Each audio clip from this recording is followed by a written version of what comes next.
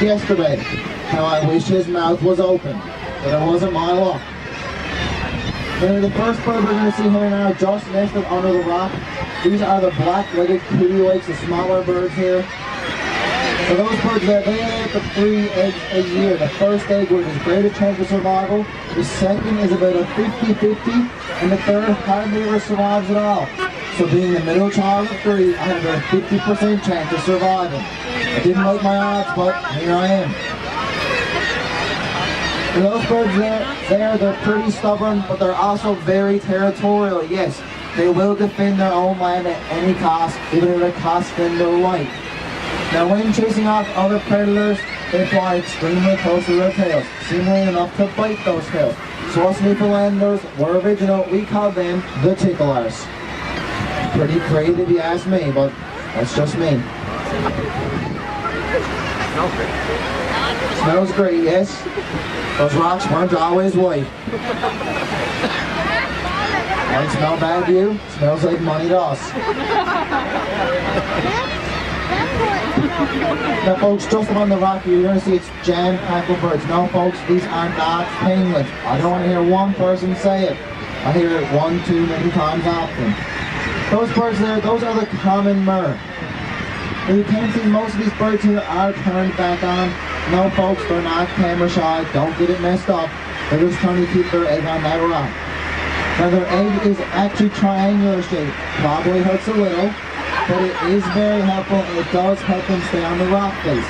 They also use a special white glue to hold that egg there. I'm sure you can figure out what that is. As I said, that rock wasn't always white. Now those birds there, that egg takes about 21 days to hatch. When it does so, the father is then given the task of raising the chick. The first thing the father does is try and bring the chick down to the water. Now if he's reluctant, like he would be just being hatched from the egg, the father will show a tough love and kick him right off the rock. Now if he survives the father will at least have the decency to teach him how to fly, hunt, swim, and dive. And those birds, they're amazing. They can dive up to depths of 400 feet in search of food. Yes, they're quite the swimmer. There's the bear keeper's house. Yeah. I think my record's 401. Charge of feeding them all. Now folks, you can see there's a beautiful 5-star resort here on the island, a beautiful green shack. Now this is home to the rare species of the biologist.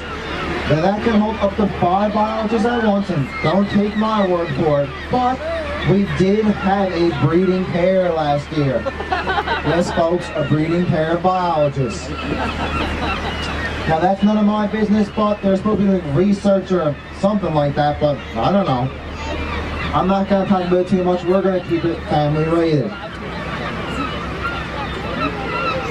at the burrows, where the holes are for the burrows.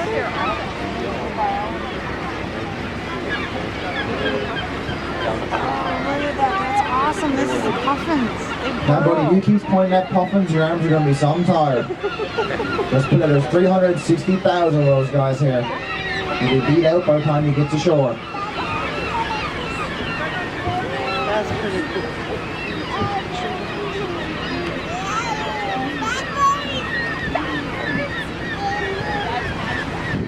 Now folks, you can see a bird here just remember it's about 10 feet up from the water with a white chest and a black back. That bird there is the greater blackback, and he's the puffin's biggest predator. Yes, his favorite meal is the Egg McPuffin. Breakfast is served here all day long, just like McDonald's. That bird there, he likes to eat his Egg McPuffin whole, but he actually prefers to bring it down to the water, drown him, and eat his organs. And Captain Al thinks he's funny. He likes to call it an organ transplant. Not very original if you ask me, but it's not my joke. The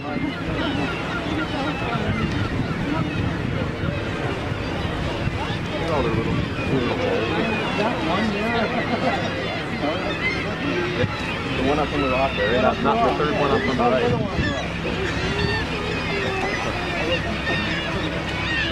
Now folks, let's talk about those puffins, because I know you all want to see them. Now all these humps and bumps you're seeing on the side of the island, these are in fact the puffins' burrows. This is where they live for 4 months of the year. Now the puffins, they do dig these themselves, and they are typically 3 to 5 feet deep and are in a S shape. Now the puffins, they're civilized beings. They do have a living room and a bathroom. Bathroom in the front, living room in the back. Even the puffins know you don't go where you eat. Something Captain Al still hasn't figured out. Now the only reason they come here is to do one thing, and that one thing is to lay that egg, and they do so inside the burrow. Now that egg takes about 21 days to incubate, and when it does so, when it hatches, it will actually spend the remainder of the breeding season inside the burrow. It doesn't come out. Now he will come out for the first time or fledge in mid to late September. But by this point, he's actually abandoned by his parents. And the only reason he's coming out is because they're not bringing him food no more. Now that chick is smart enough to come in at night time to help avoid predators. But just because he's smart doesn't mean he's coordinated. He'll come out of the burrow, he his cute little orange foot off a rock, trip, fall, stumble, roll down the hill, and plop on down into the water. Now once he does this, his puffin instincts will kick in just like that. He'll start kicking his feet, flapping his wings, and he'll figure out how to swim. Now once he does that, he will then spend the next 4 years on the open sea, never coming back to land. So he'll bob wave over wave every day for 4 years straight. Pretty amazing.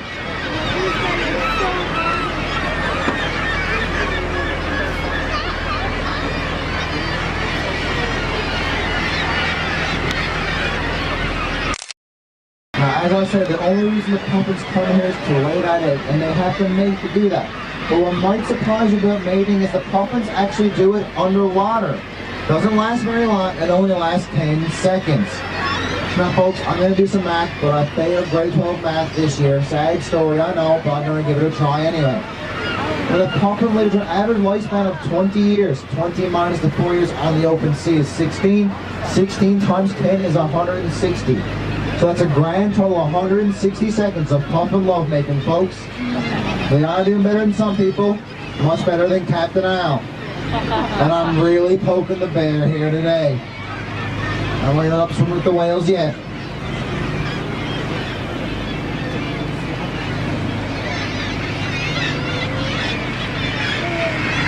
Now right here we call the puffin a PPF bird. And there's a couple different meanings from this. Now is anybody here from Ottawa, or most of us just from Newfoundland? Don't get too excited, I'm going to pick on you. Now up in Ottawa, you're a little more politically correct than us. You'll probably call these birds aerodynamically challenged. And if you're from Alberta, that area, well, we know there's lots of Newfoundlanders working up there. So we're starting to rub off on you basically. You're going to call them a pretty poor flyer. Well, us Newfoundlanders, we call it just like it is. We call these birds piss poor flyers. That's what they are. You might see them trying to take off on